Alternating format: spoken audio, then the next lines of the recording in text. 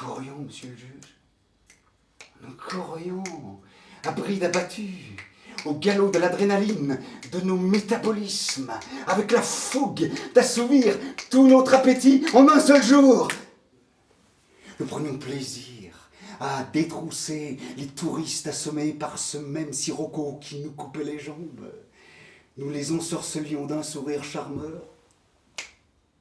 Et dans le même temps, nous les dévalisions avec une voracité de corsaires, sous la menace de nos couteaux de cuisine. Et quand nous découvrions parmi eux le trésor des étudiantes françaises en voyage pédagogique, nous les dégoûtions avec l'érotisme pesant de nos grognements lascifs. Hé, ragazze, ragazze, on leur susurrait dans le creux de l'oreille. Là, si je voulais m'envoyer en l'air, ma queue, elle saurait bien où atterrir.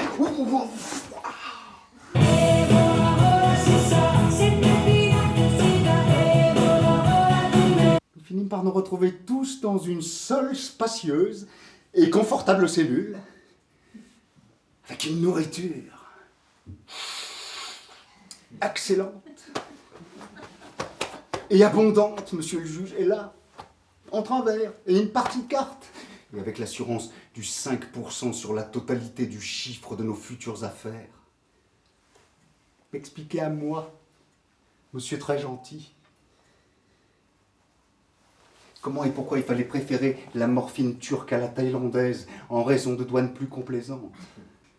Monsieur le juge, c'est ainsi que commença notre fiévreuse industrie des débuts, en équipe se relayant sans répit, dans le laboratoire improvisé dans la cave de maman, au milieu des bouteilles de sauce tomate. Notre affaire marchait tellement bien qu'elle fonctionnait d'elle-même. Cet énorme bordel à fabriquer du pognon se mettait en route à 8h du matin avec les unités centrales des ordis qui se réveillaient comme les braves gens et s'éteignaient à 7h le soir pour s'en aller dîner dans leur pâturage électronique. À nous, il ne nous restait qu'à rentrer chez nous plein aux os.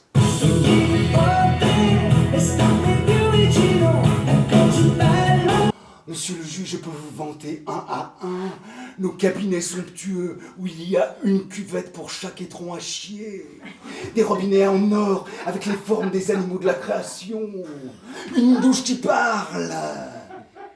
Nous avions déjà le superflu, mais nous comprîmes que cette volupté d'achat ne suffirait pas à nous libérer de l'inépuisable avalanche de notre argent. Nous achetâmes des voitures neuves, monsieur le juge, l'une après l'autre, histoire de nous rendre jaloux à tour de rôle. Mais nous étions tellement habitués à nous-mêmes que la seule surprise réciproque que nous parvenions à nous faire, c'était celle de nous retrouver tous avec la même voiture. Pas seulement la marque ou le modèle, mais aussi la couleur et les options. Et finalement, nous nous baladions comme si nous n'étions qu'une seule et même personne, reflétée sans foi au même moment dans toutes les rues de la ville. Jusqu'au jour où nous découvrîmes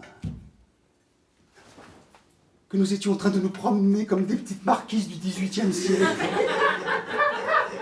avec les dentelles et les broderies, la mouche coquine sur la joue et les escarpins vernis à boucles dorées. Nous surprîmes en train de nous saluer d'un trottoir à l'autre, avec la pochette de guipure portant notre chiffre brodé main.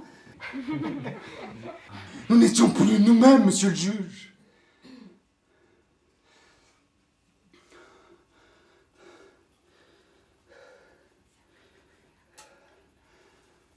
Mais nous comprîmes définitivement quelle espèce de petit théâtre nous avions mis sur pied.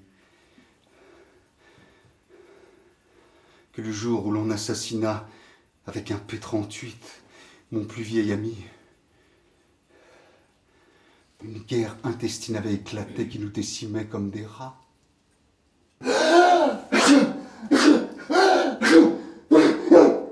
ces mains que vous voyez, je pointais le canon de mon arme sur le visage du dernier de la liste que j'avais coché au fur et à mesure en le gardant pour la fin, monsieur le juge.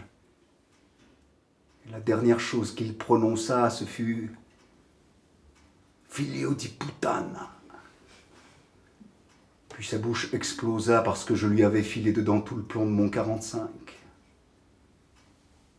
Il était tellement glacé par la certitude de devoir mourir qu'il en perdit même la grammaire des injures et des blasphèmes parce qu'il traita de pute sa propre mère, notre mère,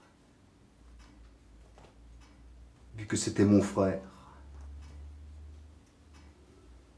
Nous continuâmes à tuer bien au-delà des noms qui figuraient sur la liste parce que se présentaient les parents d'abord, puis les amis, et nous décidâmes de les exterminer tous, monsieur le juge, pour éviter toute vengeance posthume, les parents jusqu'au 3e degré, et ensuite tous les amis jusqu'aux simples connaissances.